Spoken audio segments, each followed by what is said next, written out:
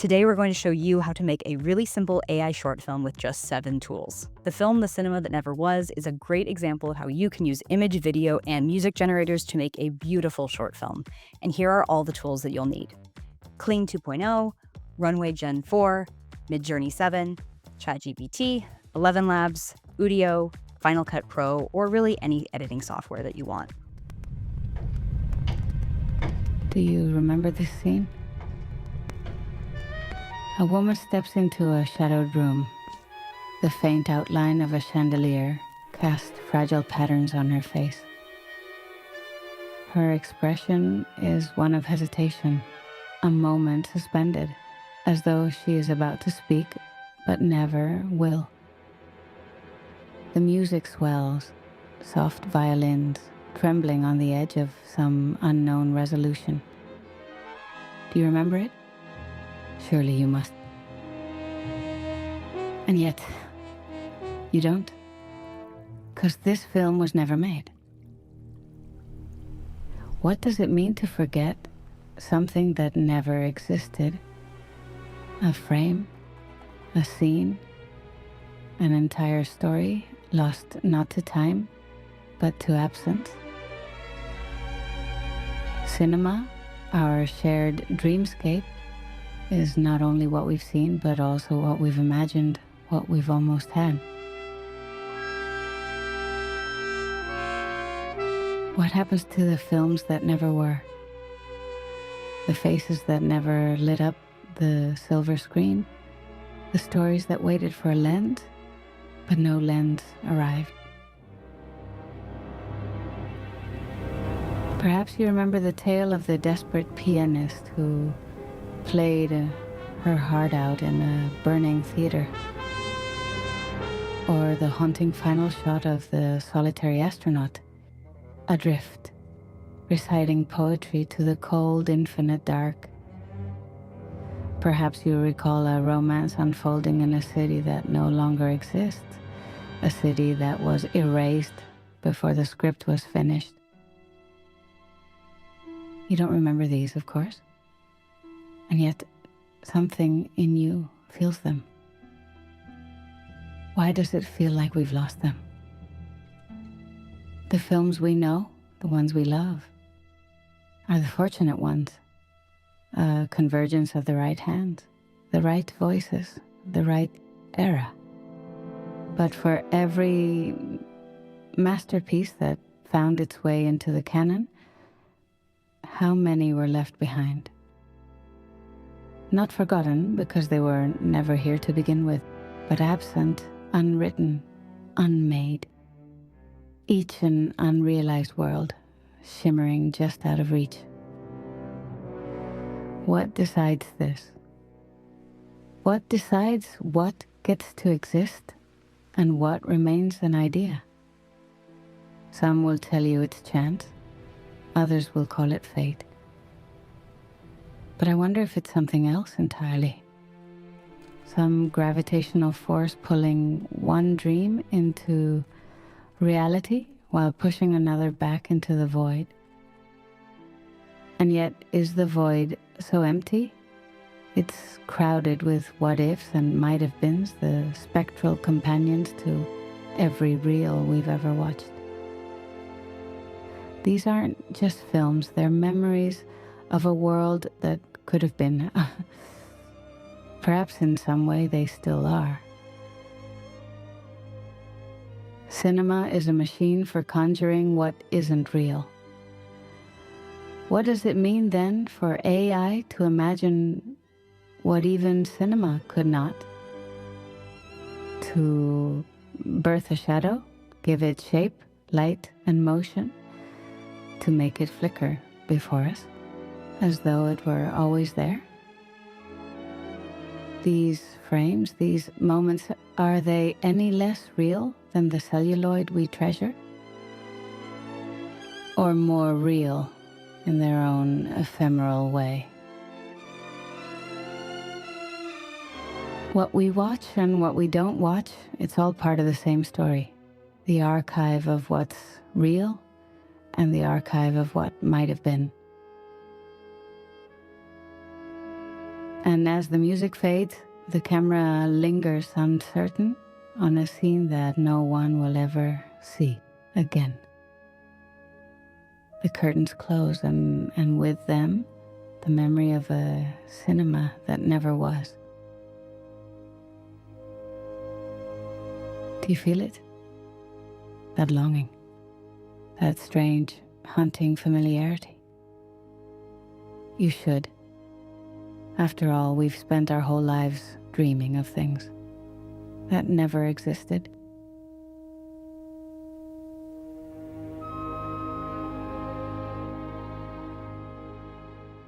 So the general idea of the cinema that never was to go into the latent space of cinema, of all the movies that were never made. So I wanted the AI to have a say in what it pulls from this latent space. But in this case, I had the audio already, right? The voiceover. So I needed this specific shot. So in this case, I tried to prompt it very specifically, and try to describe what kind of movie shot is this. It's a classical golden age of Hollywood movie scene. This was part of the prompt. We have this desperate pianist. It's basically what the voiceover says. I tried to describe to Midjourney. It's a Midjourney image as a keyframe, and more prompt elements were film noir, black and white, 1950s, Oscar-winning cinematic lighting. So everything you can imagine giving the AI to work with. And it was a bit difficult because it's a complicated shot, right? We need a piano player, we need the fire around it, and it kind of has to be a bit low angle, but also close up, so that we see an actual person. And it's always the case that you try a lot, and then you get somehow this image, and it's only the Midjourney image from the start, and then I put this into Kling and to animate it. And I don't know if this helps, but I tried to put an Oscar-winning performance of subtle and tragic pain and black and white. So, and I think I did like 3 attempts or so and got a cool shot. And then in Final Cut, I work in Final Cut, and I still, it was one of the shots that I did the most post-processing on it.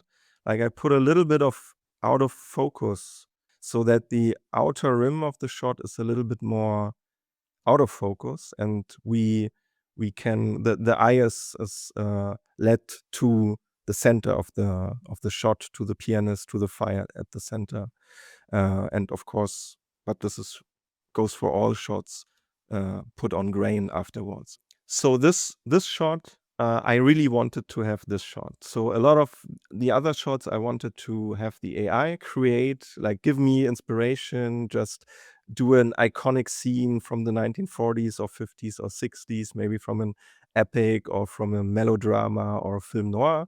And then I would choose from the still images in Midjourney what I liked and put it in. So to have a co-creating AI. But in this case, I wanted to have this specific shot. I wanted this ocean of umbrellas at a graveyard, at a funeral, and then this one girl or woman or one person singled out and standing in front of a gravestone. And I basically prompted this, like 1960s tragic drama. I wanted to have heavy rain in the prompt, and then shot from above, and this, like I thought about it, like a sea of black umbrellas, so close to each other that we can't look through a kind of wall of black wet umbrellas. And Midjourney did a pretty good job in doing this. And I needed to prompt this a lot, or do a lot of iterations to get this one specific shot. And then I could animate it in Kling. And the Kling prompt is pretty simple. It's just camera slowly cranes down, heavy rain, bam.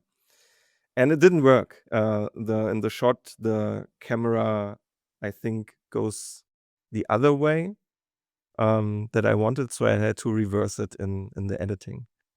I always generate in Kling 10 seconds. It's very costly, but you have more material, and then you get, for this scene, 6 seconds out of it.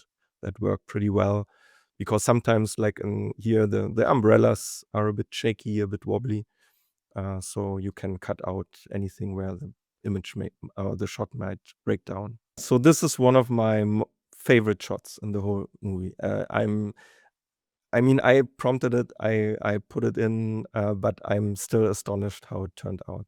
It's almost crazy to me that it worked the way. So there was it was just based on a lot of prompts, like give me some iconic movie scenes. So in this case, the image prompt was very, very simple. Again, just iconic cinematic movie scene from a 1960s Asian cinema rural drama, and tragic. I put in tragic so that you have some kind of gravity maybe in there. And I got one image, and the crazy thing is, if you look at the image has only 2 faces in there, but a group of women, Chinese women. So, but the Kling, the video model, doesn't know about the other women behind the first 2. And the prompt for Kling was just realistic movie scene, award-winning solid performance. I tried this again, and camera moves slowly. Very simple. I think I did 3 attempts also, and this was the second, and it was perfect. And if you play the scene, you can see that Kling invents all the other faces while it goes, while the shot goes. So this is very impressive. If I had this in my mind, like I want this group of of women maybe traveling alongside a dusty road or something, and I try to describe every woman, this would be impossible. So yeah, this is what I'm when I'm talking about this. Let the AI in, let the AI do its magic. Give it room. Don't try to control everything if you don't have to. You, like in the shot before, I really wanted to have this shot. Here I was more open. Just give me something beautiful, and it did. One of the ideas behind this video, the cinema that never was to think. I mean, it claims that there are so many movies that haven't been made, and we can kind of dream about them, can imagine them, can use AI to imagine them. And often people go to, well, yeah, I know about some movies that should have been made, but for financial reason, budgetary reason, or the director died or whatever, they never came to fruition. But I always wanted to have, or I also wanted to have scenes in like that could or would have never produced in movie history, like in this case, like old black cinema. There was in the 1920s or 1930s, there was some kind of black cinema in Hollywood, but not to the extent that it got really, really big. And in this case, I just imagined what would have, if there was a Hollywood with a much more exposure of black cinema, then what could have been. And so I just prompted a very iconic cinematic movie scene, again, the same simple setup, from Afrofuturism cinema. So imagine a science fiction Afrofuturism scene. And Midjourney gave me a starting image, and then to animate the scene, I tried to prompt the feeling, what's going on, like danger and emotion. It's very unspecific, what's danger, what's emotion, but I want to trust the AI, right, to interpret what I'm writing there. Intimidation, the man on the left, then it gets very specific, reaches out to the face of the woman on the right. She backs away, scared and guarded. And this is exactly what Kling did. So I was very surprised that it basically did what I told it to do in terms of the movement and how the scene should feel. So I imagine maybe I did two attempts, maybe one. I might look it up, but yeah, it turned out pretty powerful because something happens in the scene, right? There's some kind of force or domination or intimidation, and she really backs away, and all the emotions are there for at least this moment, these 5 seconds, or whatever you see then in the final movie.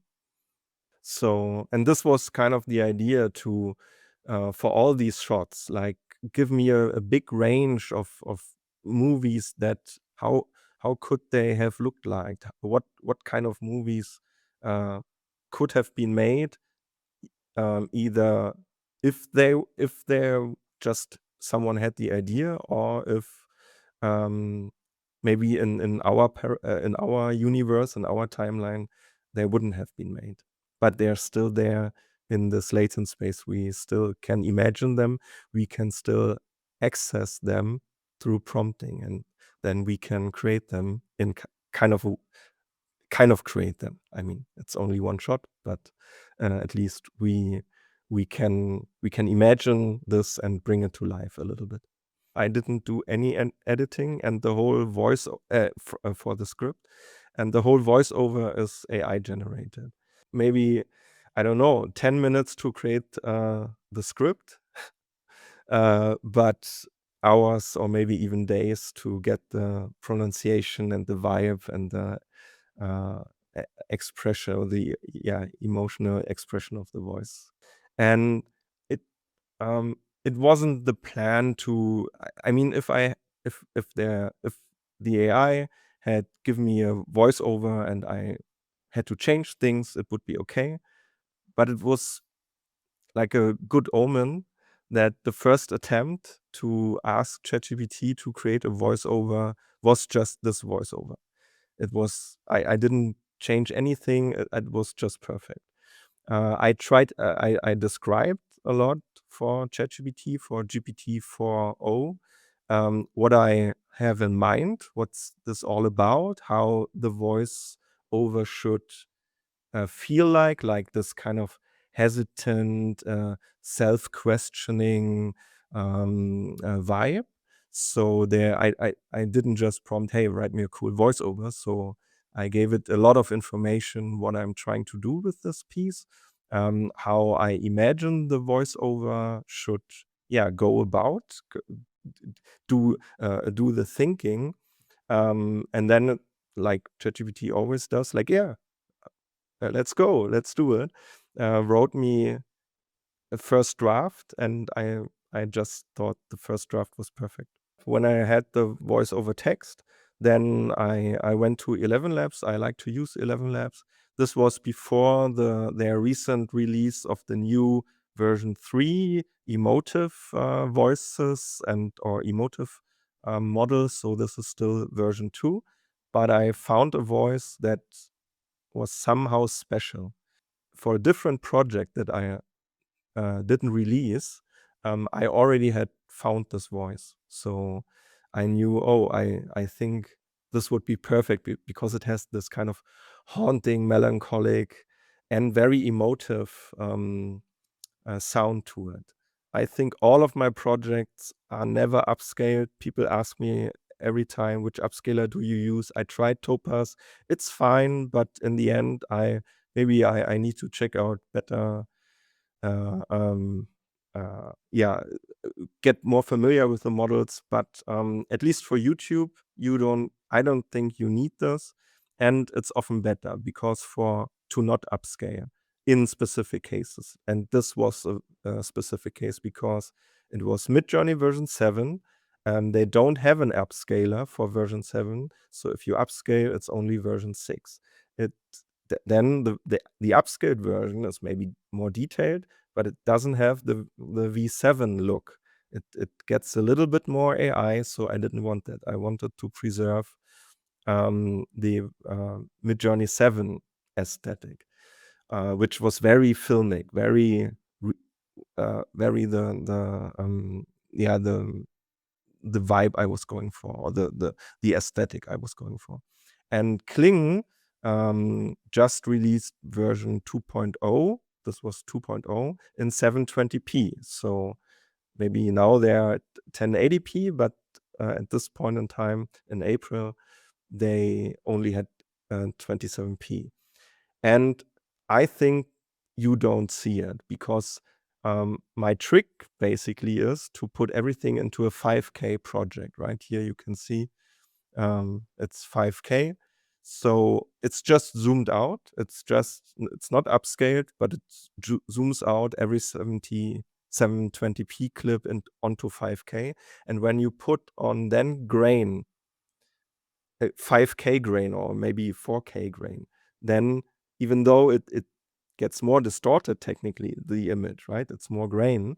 Your eye will perceive it as a more high resolution. It's more like cinema. And I always thought it looks great, and for YouTube it's totally okay. And then, yeah, 1.5 weeks ago, it was screened at the AI on the lot in the Escape AI curation slot on a big screen in the big cinema. And people told me, I wasn't there, but people told me it just looked beautiful. Yes, So I was there, and it did look wonderful on the big okay, screen. cool. So congratulations. Thank Thank you, Mark, Yes. for talking through your workflow. And this is a really fantastic project. So thank you so much. Thank you for inviting me and for letting me share some of my experiences and ideas. Thank you for checking out this project breakdown. We hope you really enjoyed it. Big shout out to Mark Wachholz for making the cinema that never was. You can check out the entire film on our AI film gallery on the Curious Refuge website. And if you want to learn even more about AI filmmaking, including more advanced techniques, enrollment opens soon for our next round of courses.